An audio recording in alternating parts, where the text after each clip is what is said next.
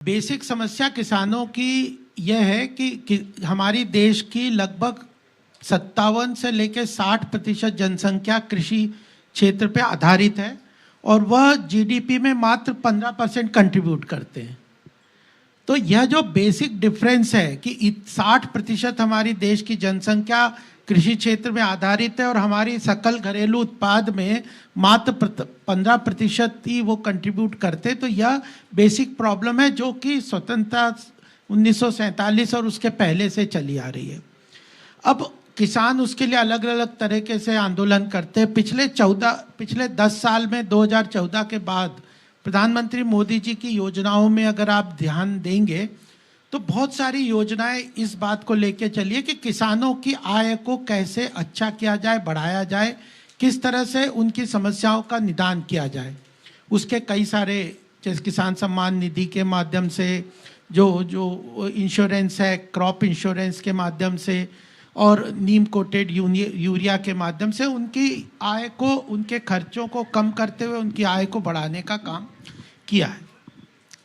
अब एक जो व्यापक चीज पूरे देश में जो चर्चा में आती है, ये किसान जिसके लिए अभी आंदोलन बीच बीच में करने की कोशिश कर रहे हैं, उसमें यह है कि जो सरकार उनकी प्रोडक्ट को खरीद करती है, जिसको कि न्यूनतम समर्थन मूल्य एमएसपी कहते हैं, उस पर एक 2006 में एमएस स्वामीनाथन जी के नेतृत्व में, जिनको अभी भारत रत्न के रूप से नवाजा गया था, उन्होंने एक कमेटी के रूप में एक सुझाव दिए थे कि किसानों की देश की समस्याओं में, किसानों की समस्याओं का कैसे समाधान हो।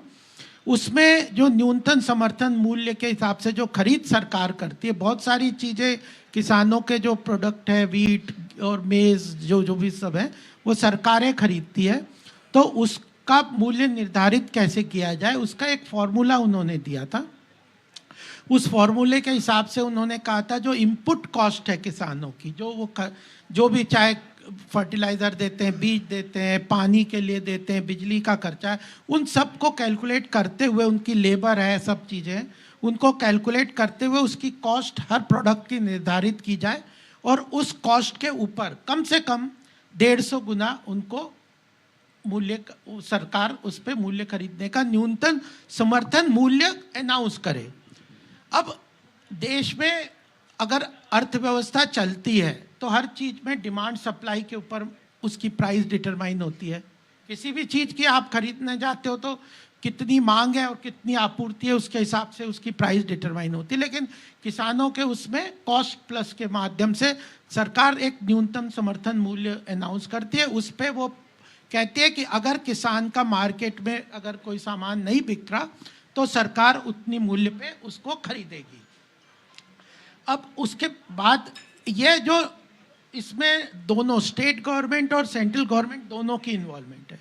स्टेट गवर्नमेंट न्यूनतम समर्थन मूल्य घोषित करती है, उसके बाद स्टेट गवर्नमेंट उस रेट पे अगर किसान उसके पास आता है तो वो प्रोक्योर करके सेंट्रल वेयर हाउसिंग में जाके देती है, जिसके माध्यम से फिर ये पब्लिक डिस्ट्रीब्यूशन सिस्टम के अंतर्गत सरकार उनको राशन कार्ड में और अलग अलग तरीके से आम कंज्यूमर्स को देती है।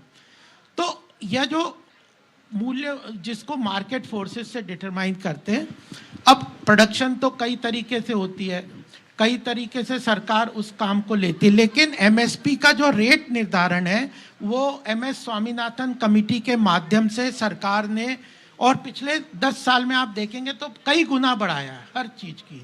तो 150 गुना की जो हमारी गारंटी थी कि कम से कम कॉस्ट इनपुट के ऊपर हम 150 गुना के ऊपर पे उसको न्यूनतम समर्थन मूल्य के ऊपर खरीदें, वो सरकार ने उसके लिए अनाउंस करती है और वो हर बार करती है, हर फसल में करती है।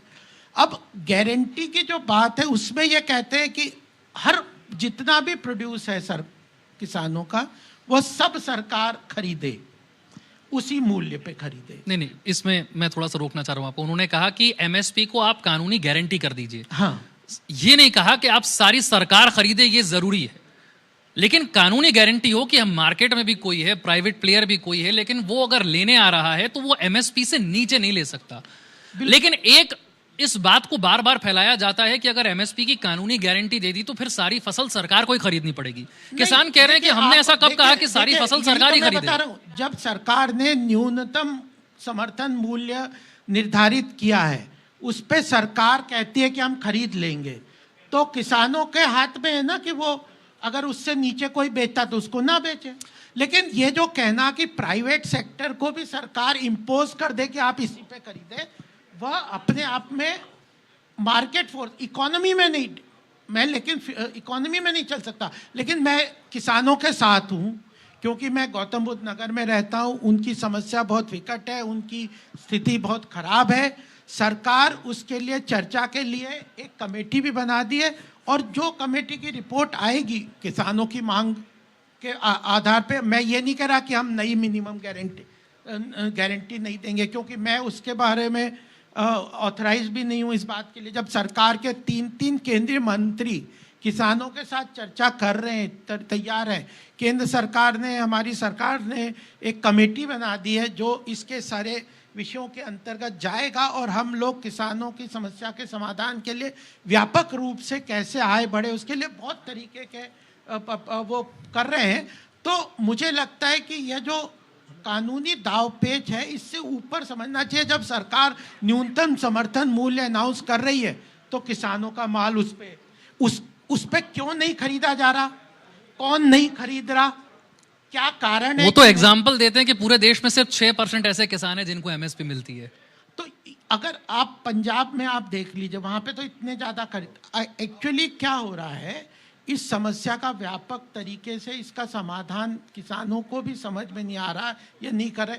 आप ऐसा क्यों हो सकता, जब सरकार ने न्यूनतम समर्थन मूल्य दे दिया जिसपे स्टेट गवर्नमेंट को कंफर्म है कि आपको खरीदना पड़ेगा, और फिर उसके बाद उसका पैसा भी केंद्र सरकार दे रही है, तो स्टेट गवर्नमेंट को क्यों नहीं खरीद रही? आपने बड़े अच्छे तरीके से इस बात को स्वीकार कर लिया कि प्राइवेट प्लेयर पर ऐसे इंपोज नहीं किया जा सकता कि साहब एमएसपी की कानूनी गारंटी है। वर्तमान में अगर फिर भी सरकार अगर ये निर्णय लेती है तो वो ठीक है, समिति है वो तय करेगी, मैं उस चीज के लिए ऑथराइज नहीं हूँ। मैंने तो आपको बताया कि प्राइवेट प्लेयर्स में हमारी एक फ्री इकोनॉमी है, हम देश में विश्व में सब बढ़ती हुई, सबसे तेज गति से बढ़ती हुई अर्थव्यवस्था बनने की तरफ आगे बढ़ रहे हैं, इकोनॉमिक पावर की तरफ आगे बढ़ रहे हैं।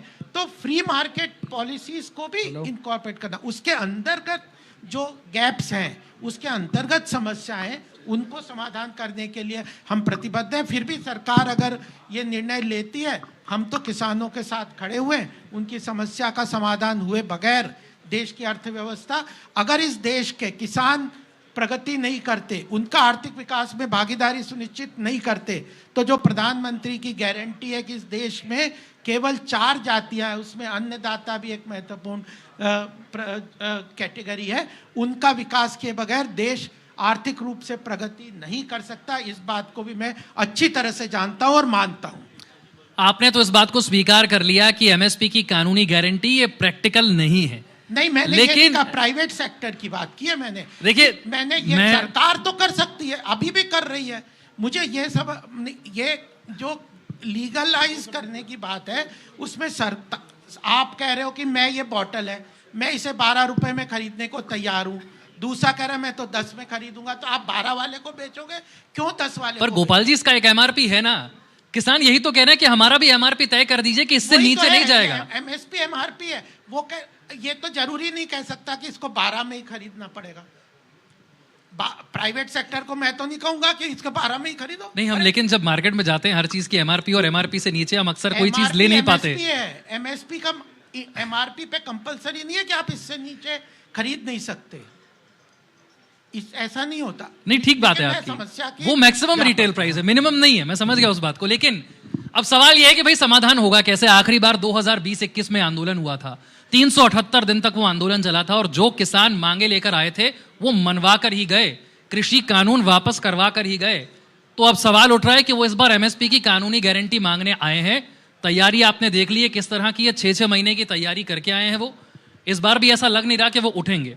और चर्चा, दिक्कत यहां पर यह है कि सरकार कह रही है कि हम चर्चा कर रहे हैं। सवाल ये उठ रहा है कि 2020-21 से 2024 आ गया, 3-3.5 साल का वक्त बीच में था, चर्चा करने के लिए 3-3.5 साल का वक्त काफी होता है। नहीं देखिए, चर्चा करने का मतलब नहीं अभी हम चर्चा कर रहे हैं तो मैं आपकी हर बात मान लूं, पर कमेटी बनी थी ना इसके लिए। तो इसलिए चर्चा का मतलब है कि दोनों का बीच में आपस में क्या समन्वय होता है, क्या सरकार की मजबूरियां हैं, क्या उनकी मजबूरियां हैं, समाधान। तो चर्चा का मतलब तो ये नहीं है कि आप तो ये चर्चा कोई अगर कहे कि भाई चर्चा की मतलब है कि आप मेरी बात मान लो, यही चर्चा का अंत होना चाहिए, ये बात तो नहीं होती। फिर भी हम कह रहे हैं कि हम किसानों के साथ खड़े हैं, उनके विकास के लिए प्रतिबद्ध हैं। प्रधानमंत्री जी जो भी निर्णय लेंगे वो सबके हित में निर्णय लेंगे और हमारे तीनों केंद्रीय मंत्री पूरी तरह से प्रतिबद्धता के साथ काम कर रहे हैं और हम किसानों के लिए जो कमिटेड हैं विकास में भागीदारी के लिए, वो उसको पूरा करेंगे।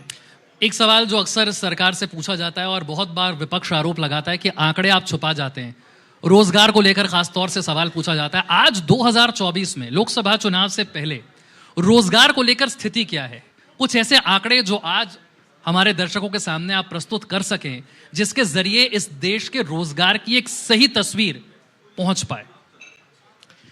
देखिए, जैसे इस देश की आपने किसान की समस्या बताई, रोजगार की समस्या भी बड़ी है। अगर देश में 65% जनसंख्या 35 साल से कम है और 140 करोड़ की हमारी जनसंख्या है, जिसमें लगभग माना जाता है कि 10 लाख लोग नए एम्प्लॉयमेंट जनरेशन के लिए लोग आते हैं हर महीने, तो अगर सब सरकारी नौकरी को ही आप एम्प्लॉयमेंट मानते हैं तो समस्या बड़ी विकट है, क्योंकि सरकारी नौकरियां तो लिमिटेड है, प्राइवेट सेक्टर की नौकरियां भी लिमिटेड है। इस समस्या का व्यापक रूप से समाधान ये है कि आप एंटरप्रेन्योरशिप, सेल्फ एम्प्लॉयमेंट जनरेशन के अपॉर्चुनिटीज क्रिएट करिए। हमने एमएसएमई सेक्टर के लिए बहुत काम किया है, उसके अंदर एम्प्लॉयमेंट, अगर आप वर्ल्ड इकोनॉमी को देखेंगे विशाल जी, तो major employment generation global economies में एमएसएमई, मझले स्मॉल और मीडियम एंटरप्रेन्योरशिप एंटरप्राइजेस के अंतर्गत होता है, सेल्फ एम्प्लॉयमेंट के अंदर होता है। ग्रामीण क्षेत्रों में एम्प्लॉयमेंट जनरेशन के काम है। सरकार ने एम्प्लॉयमेंट जनरेशन को एंटरप्रेन्योरशिप और सेल्फ एम्प्लॉयमेंट के माध्यम से आगे बढ़ाने का काम किया है। अगर इंफ्रास्ट्रक्चर डेवलपमेंट हो रहा है, उसके लिए सीमेंट, स्टील, कंस्ट्रक्शन इक्विपमेंट चाहिए, रोड्स, रेलवेज, वाटरवेज, ये सब बन रहे हैं। आप प्रधानमंत्री आवास योजना में 4 करोड़ मकान बन रहे हैं। अनेक पीएलआई स्कीम्स के अंदर 14 सेक्टर्स को आज हमारी मैन्युफैक्चरिंग सेक्टर को सपोर्ट करने के लिए प्रोडक्शन लिंक इंसेंटिव स्कीम सरकार लेके आई है। और छोटे मझले उद्योगों के लिए 17 सितंबर को विश्वकर्मा योजना लाई है। छोटे छोटे बढ़ई है, लोहार है, नाई है, जो कारपेंटर है, कुम्हार है, ऐसे 18 क्षेत्रों के लोगों को सरकार ने 3 लाख रुपए का ऋण देना, 15,000 रुपये इक्विपमेंट के लिए उसको सब्सिडी देना और उसके व्यापार के लिए मार्केटिंग फैसिलिटी बढ़ाना, 1 डिस्ट्रिक्ट 2 प्रोडक्ट के माध्यम से उसको सारे प्रोडक्ट को सपोर्ट करना, उसके लिए क्रेडिट की अवेलेबिलिटी करना। तो इन माध्यमों से, और अब तो कोऑपरेटिव सेक्टर, हम मानते हैं कि कोऑपरेटिव सेक्टर देश में एम्प्लॉयमेंट जनरेशन के लिए ग्रामीण क्षेत्र में बहुत महत्वपूर्ण काम करेगा। तो कोऑपरेटिव सेक्टर में हमने टैक्सेशन जो एक समय 25 से 30% था, आज 15% का टैक्स केवल कर दिया। अभी हमारे गृह मंत्री जी Amit Shah ji cooperation minister of cooperation भी है, उन्होंने 56 अमेंडमेंट कोऑपरेटिव सेक्टर को मजबूत करने में आगे बढ़ाने के लिए काम किया। हमारा लक्ष्य है कि लगभग 2 लाख नए कोऑपरेटिव यूनिट्स सारे बन जाएं, लाखों लोग इससे फ़ायदा करेंगे। फार्मर प्रोड्यूसर ऑर्गेनाइजेशंस बनाए, 10,000 फार्मर प्रोड्यूसर ऑर्गेनाइजेशन ग्रामीण क्षेत्र में ग्रामीण अर्थव्यवस्था को तेज करने के लिए वैल्यू एडिशन के काम में करेंगे। विमेन सेल्फ हेल्प ग्रुप्स बना रहे हैं, 86 lakh women self help group के माध्यम से महिलाओं को व्यापार के उद्योगों से, छोटे छोटे लघु उद्योग, कुटीर उद्योग से जोड़ने का काम करें। तो कई लोग एक फॉल्स नैरेटिव शुरू करने की कोशिश करते हैं। हम लोग अर्थव्यवस्था को तेज गति से आगे बढ़ाने के लिए मैन्युफैक्चरिंग सेक्टर, इंफ्रास्ट्रक्चर के डेवलपमेंट, कोऑपरेटिव सेक्टर, विश्वकर्मा योजना, फिर जो self help group, farmer producer organisation, इन सब माध्यमों से एम्प्लॉयमेंट जनरेशन का काम कर रहे हैं। और देश में अगर जो ESI, PF जो प्रोविडेंट फंड स्कीम्स है, इसमें करोड़ों लोग आगे बढ़ रहे हैं के नए नए रजिस्ट्रेशन हो रहे हैं, तो ये एम्प्लॉयमेंट जनरेशन के ही काम हो रहे हैं। एम्प्लॉयमेंट जनरेशन पे काफी काम किया है, लेकिन मैं फिर भी मानता हूं कि एक बहुत बड़ी चुनौती देश के सामने है, वह है एम्प्लॉयमेंट जनरेशन की, रोजगार की। और अभी भी अब नीति आयोग में बताया था कि उससे बड़ी समस्या है अंडर एम्प्लॉयमेंट की। यानी मैं जिस योग्यता पे काम कर रहा हूं, मुझे नौकरी उसके बाद उस लेवल की नौकरी नहीं मिली। तो हमें ये देखना है कि जॉब सीकर की बजाय हमें एंटरप्रेन्योरशिप और सेल्फ एम्प्लॉयमेंट को करना है, और उसी तरफ हम फोकस करके आगे बढ़ रहे हैं। जी पूछिए। मेरे यहाँ पे 2 सवाल हैं। सरकार बात करती है सबका साथ सबका विकास। देश में आपने देखा होगा पिछले 2-3 सालों में किसान आंदोलनों की बाढ़ आई हुई है, और ऐसे ऐसे आंदोलन जो इंटरनेशनली काफ़ी फेमस हुए। जब सबके आयोग आपने बना रखे हैं, किसानों का आयोग क्यों नहीं है, कर्मचारियोयों के आयोग हैं, अल्पसंख्यक के आयोग हैं, OBC का आयोग है, सभी अन्य जो वर्ग हैं उनके आयोग हैं, तो जो 60-70% पॉल्यूशन के लिए मैं लगातार मांग पत्र देता रहा। और 12 दिसंबर 2020 को जब मेरी राजनाथ सिंह जी और श्री नरेंद्र सिंह तोमर जी से बात हुई थी, तो उन्होंने कहा था 1 महीने का समय दीजिए, हम आयोग बना देंगे, आपको आंदोलन करने की ज़रूरत ही नहीं पड़ेगी। तो आप इस बात को सरकार तक पहुंचाएंगे कि सबसे पहले तो किसान पहचान पत्र ही नहीं है देश के अंदर, KCC है, किसान बस कर्ज ले ले। किसान को समृद्ध बनाने के लिए मुझे नहीं लगता, जब संवैधानिक संस्था ही नहीं है तो उसके लिए इस तरह के आंदोलन, राजधानी को संकट का सामना करना पड़ता है। दूसरा सवाल MSME की बात। दूसरा सजेशन है ना, देखिए सजेशन है, मैं आपका सजेशन बिल्कुल सवाल भी है और सजेशन। सवाल इसीलिए कि हम मांग कर रहे हैं, सजेशन जवाब ले लेते हैं। उन्होंने कहा कि इस तरह का आयोग क्यों नहीं है और किसान को समृद्ध बनाने के लिए ईमानदार कोशिश के रूप में क्या किया जा रहा है। देखिए, मैंने बहुत सारी बातें बताई है जो कि ग्रामीण क्षेत्र की अर्थव्यवस्था को मजबूत करने के लिए काम सरकार कर रही है। और आयोग की बात है, मेरे को इस बारे में पता नहीं है। मैं आपकी बात, मुझे राजनाथ जी ने आप बताया, आपने कहा उन्होंने प्रॉमिस किया था किसानों का आयोग बनाना चाहिए अलग से, तो मैं आपकी बात को रखूंगा, ये बात ठीक है। लेकिन देखिए, सरकार समाधान के लिए क्या कर रही है, और केवल आयोग बनाने से तो नहीं होगा था।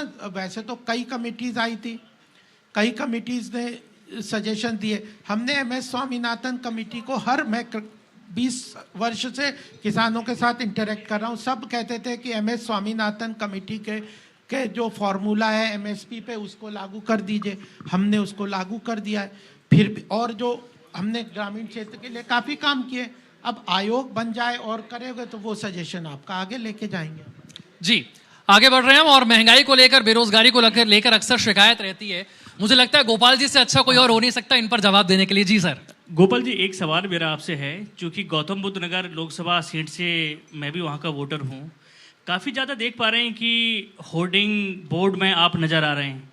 क्या उम्मीद की जा सकती है कि इस बार गौतम बुद्ध नगर लोकसभा सीट से आप चुनावी मैदान में नजर आएंगे?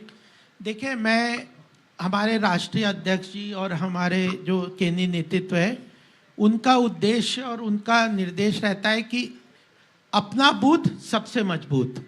अगर मैं 36 सेक्टर में रहता हूं और मैं अपने बूथ पे जाके उसकी मजबूती पार्टी के लिए उन लोगों को जोड़ नहीं सकता, तो मेरा उस क्षेत्र में रहना और संगठन के लिए काम करना ज़ीरो है। अगर मैं गौतम बुद्ध नगर में 1990 से रह रहा हूं, मेरा गौतम बुद्ध नगर के लिए एक विजन है। मैं गौतम बुद्ध नगर के लिए मेरे माइंड में एक पिक्चर है। जिस तरह से प्रधानमंत्री केंद्र में काम कर रहे हैं, उनका एक भारत के लिए विजन है। हमारे आदरणीय योगी जी उत्तर प्रदेश में काम कर रहे हैं, उनके माइंड में एक उत्तर प्रदेश के लिए विजन है।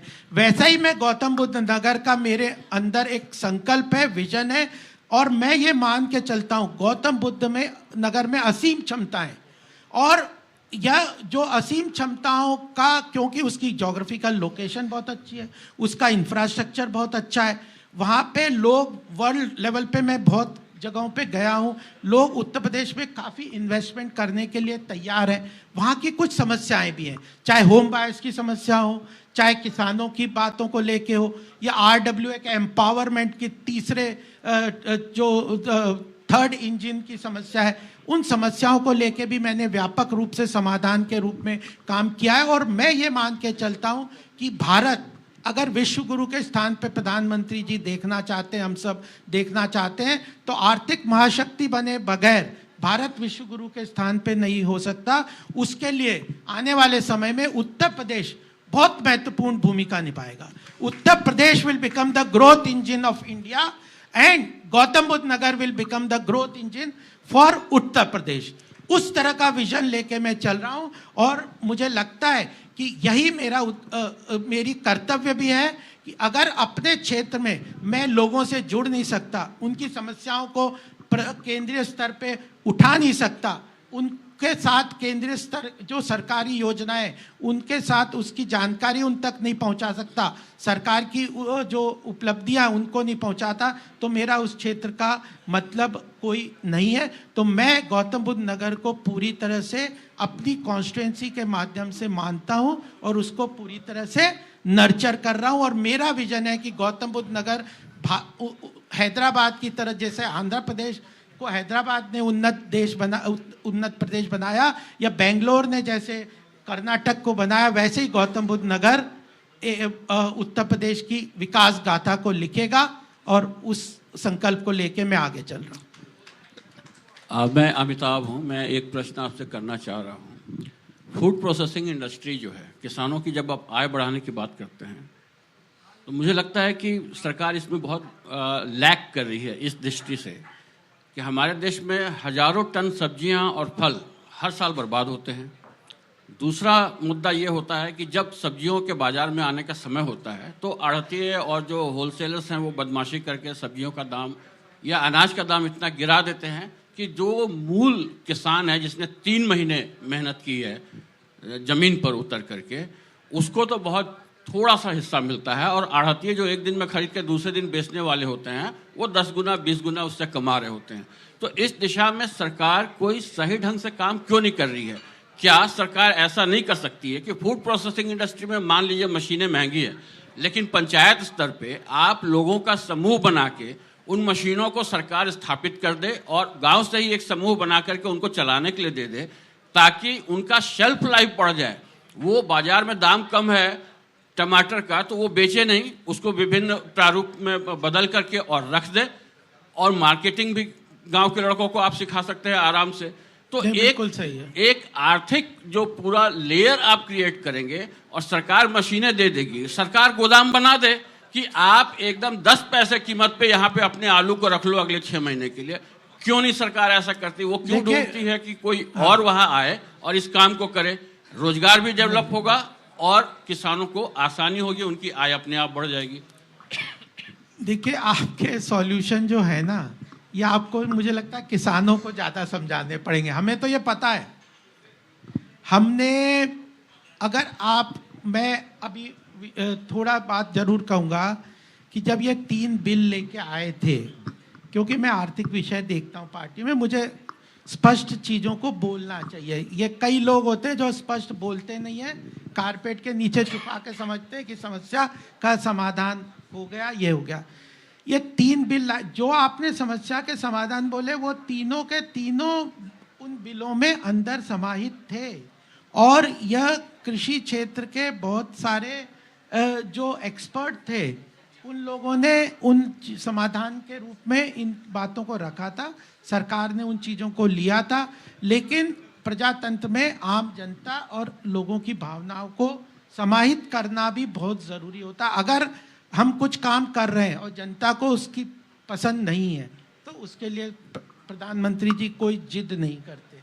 हम लोगों ने विश्वास के साथ, और लेकिन फिर मैं आगे आपको बता देता हूँ। कोल्ड वेयर हाउसिंग के लिए अभी सरकार प्रधानमंत्री जी ने कितनी बड़ी स्कीम अनाउंस की है। स्टोरेज के लिए, कोल्ड स्टोरेज के लिए, वेयर हाउसिंग के लिए व्यापक रूप से, मैं बैंक ऑफ बड़ौदा के बोर्ड पे भी था, हम लोगों ने एक बहुत महत्वपूर्ण स्कीम लेके आई थी कि ट्राइपार्टाइट एग्रीमेंट कर लेंगे।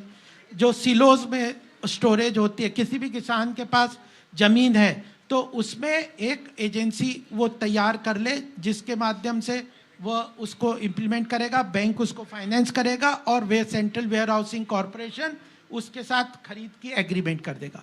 वेयर हाउसिंग बहुत इंपॉर्टेंट है, कोल्ड स्टोरेज, सप्लाई चेन मजबूत करना है, वेयर हाउसिंग के लिए फैसिलिटीज़ क्रिएट करना है, और ताकि, और होल्डिंग कैपेसिटी। सबसे बड़ी किसानों की समस्या क्या है कि जिस वक्त, मैं तो मंडियों में गया हूँ, मैं आपको कोई बात ऐसी नहीं करा जो मैंने खुद अपनी आंखों से नहीं देखा। आपने बोला, मैं सुन लीजिए, मैं मंडियों में गया हूँ, मंडियों में किसानों के साथ कितना दुर्व्यवहार होता है समझिए आप। किसान के ट्रक आ गए सामान लेने के बाद, मंडी समिति उस पर गुंडागर्दी करती है।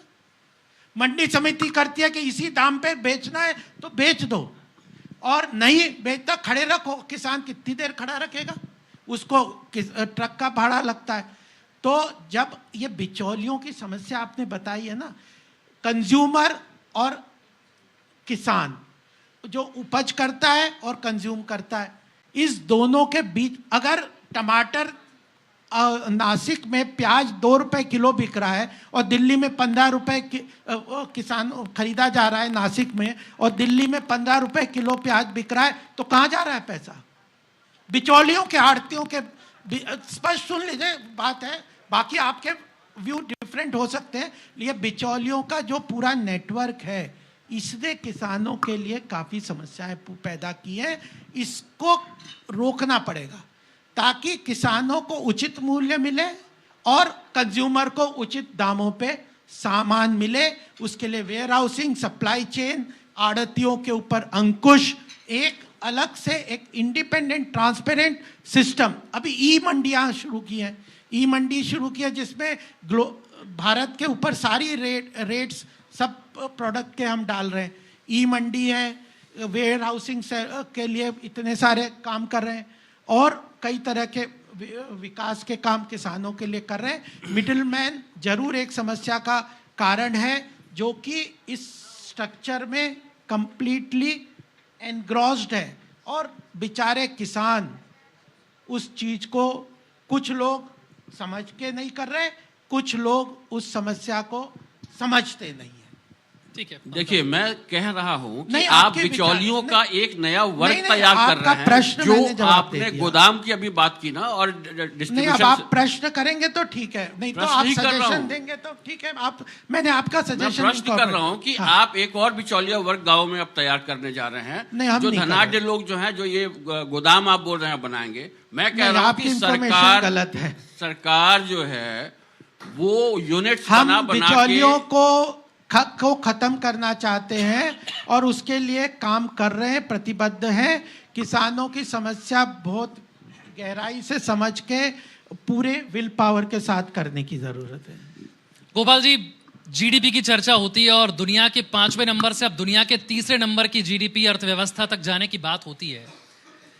क्या तैयारी इसके लिए हो रही है और आने वाले दिनों में क्या बड़े फैसले होते हुए हमें नजर आएंगे? क्योंकि प्रधानमंत्री ने संसद में कहा कि अब की बार अगर 400 पार हुआ तो बहुत बड़े फैसले देखने को मिलेंगे। देखिए, अगर इकोनॉमी को तेज गति से आगे बढ़ाना है तो एक इकोसिस्टम क्रिएट करना पड़ता है। सरकार एक इकोसिस्टम क्रिएट करती है, और इकोसिस्टम में मैक्रो इकोनॉमिक पैरामीटर्स भी होते हैं। आर्थिक जगत में अगर हमारी देश की अर्थव्यवस्था विश्व की सबसे तेज गति से आगे बढ़ती हुई अर्थव्यवस्था है, लोगों का कॉन्फिडेंस है। आज हमारी एफडीआई जो फॉरेन डायरेक्ट इन्वेस्टमेंट जो आ रहा है, 600 बिलियन से ज़्यादा यहाँ आ रहा है। आज आप किसी को कहोगे यहाँ 1000 रुपया लगा दे, वो कहेगा क्यों लगाऊंगा। अगर करोड़ों अरबों रुपए लोग लगा रहे हैं, उनको विश्वास है ना कि भारत आने वाली समय में तेज गति से अर्थव्यवस्था को आगे लेके जा रहा है। उनको ये भी मालूम है कि आने वाले समय में 2024 में मजबूत सरकार, निर्णायक सरकार, प्रतिबद्ध सरकार, करप्शन फ्री इकोसिस्टम के द्वारा काम करने के लिए तैयार है, इंडस्ट्री के लिए भी तैयार है, काम उसको सपोर्ट करने के अंदर भी। एक दो चीजें ही मैं आपके सामने रख दूं। डिफेंस का जो प्रोक्योरमेंट था 90% 2014 में हम आए, देश का डिफेंस की जो प्रोक्योरमेंट थी, आवश्यकता थी, 90% हम इंपोर्ट करते थे। पिछले साल 68% हमने डोमेस्टिक प्रोड्यूसर से डिफेंस के इक्विपमेंट प्रोड्यूस किए। स्पेस टेक्नोलॉजी में एक्सपोर्ट भी किए, तेजस वगैरह काफ़ी तेज़ी से आज हम 6 कंट्रीज़ को तेजस एक्सपोर्ट कर रहे हैं। स्पेस टेक्नोलॉजी में हमने आज भारत पूरे विश्व में अपना ख्याति लेके आगे चल रहा है। सारे डेवलप्ड कंट्रीज़ जिनको मानते हैं वो सब भी अपने सैटेलाइट लॉन्च करने के लिए भारत में लो कॉस्ट सैटेलाइट एक दिन में 100 सैटेलाइट लॉन्च कर दिए। स्पेस टेक्नोलॉजी में इकोनॉमी बढ़ रही है, मैन्युफैक्चरिंग सेक्टर में PLI के माध्यम से बढ़ रहा है, डिफेंस में बढ़ रहा है, इंफ्रास्ट्रक्चर में बढ़ रहा है। तो ये और ग्लोबल लेवल पे हमारा इन्फ्लेशन, एक समय इन्फ्लेशन 10 डबल डिजिट में था, आज इन्फ्लेशन 5% से भी कम है और RBI कह रहा है कि हम इसको टारगेटेड लेके 4.5% 4 के अंतर्गत ले आएंगे। फिस्कल डेफिसिट, सबसे बड़ी बात क्या होती है कि सरकार की आय और उसके खर्चे में जो गैप होता है वो देश की अर्थव्यवस्था को तहस-नहस कर देता है। फिस्कल डेफिसिट को बिल्कुल यानी बजटीय घाटे को सरकार ने कंट्रोल कर लिया है। और यही नहीं, कैपिटल एक्सपेंडिचर को हर साल 11 लाख करोड़ का इस बार कैपिटल एक्सपेंडिचर, इंफ्रास्ट्रक्चर एक्सपेंडिचर सरकार ने किया है और उसको कंटिन्यूसली बढ़ा रहे। कॉरपोरेट टैक्स को जो एक बार 25-30% था उसको ला के आज 25% पे कर दिया है। डायरेक्ट टैक्स को कम किया है, GST के अंदर इनडायरेक्ट टैक्स को 11.6% के एवरेज GST टैक्स को कम कर दिया। उसके बाद भी टैक्स कलेक्शन भी बढ़ रहा है, सरकार अपने खर्चे भी बढ़ा रही है। और लास्ट बात इसमें यह कहना चाहता हूँ, 2014 में कहते थे public sector undertaking is a drain on our economy, इनको सब बेच दो। आज एक HAL जिसको कहते थे बिल्कुल बेकार कंपनी हो गई है, आज वो हजारों करोड़ के डिविडेंड सरकार को दे रही है। ऑयल कंपनीज इतना अच्छा कर रही है, LIC, हर पब्लिक सेक्टर, रेल के PSUs ट्रिमेंडसली परफॉर्म कर रहे हैं। बिल्कुल। तो सरकार हर क्षेत्र में काम कर रही है, प्रतिबद्धता के साथ कर रही है। एक इकोसिस्टम क्रिएट किया जिसमें आत्मविश्वास भी है, स्वाभिमान भी है, आत्मविश्वास भी है। वैश्विक रूप से भारत एक अपने आप में अट्रैक्टिव इन्वेस्टमेंट डेस्टिनेशन क्रिएट करने के लिए ईज ऑफ डूइंग बिजनेस और ईज ऑफ लिविंग के माध्यम से सरकार काम कर रही है। बिल्कुल, रोजगार को लेकर, महंगाई को लेकर, आंकड़ों को लेकर, योजनाओं को लेकर, जिसे लेकर आमतौर पर आरोप लगते हैं कि आंकड़ों के बारे में सरकार बात नहीं करती है, उसे बिल्कुल गलत साबित कर दिया गोपाल जी ने। एक सवाल का बहुत बेबाकी से खुलकर आपने जवाब दिया। बहुत बहुत शुक्रिया गोपाल। धन्यवाद। जनतंत्र के सभी श्रोताओं को भारतीय जनता पार्टी की तरफ से बहुत बहुत शुभकामनाएं।